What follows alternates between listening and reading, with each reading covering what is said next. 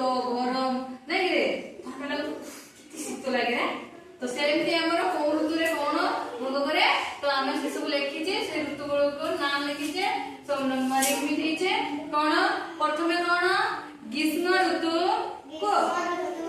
वर्षा ऋतु शरत ऋतु हेमंत ऋतु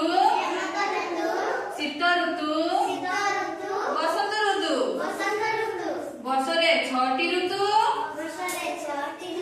सेगुडी को कोन कोन ग्रीष्म ऋतु वर्षा ऋतु शरत ऋतु हेमंत ऋतु शीत ऋतु बसंत ऋतु चलो काका का से देखि सांगे बसी देखले डी पठा देले हां आसा तो बस ये रे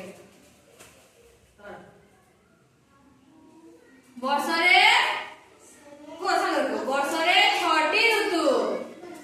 भोग करू ना रे तो से कोन ग्रीष्म ऋतु वर्षा ऋतु शरत ऋतु हेमंत ऋतु शीत ऋतु बसंत ऋतु जाऊ से तू हो क्या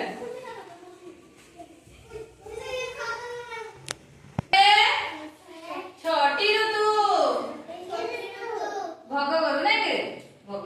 ग्रीष्म ऋतु वर्षा ऋतु शरत ऋतु हेमंत ऋतु शीत ऋतु बसंत ऋतु हेला काली की पढ़ा करके आसियो तुमे आसिने एमती पढ़ा देबो नै के लेखि की भी देबो दे परियो तो दे परियो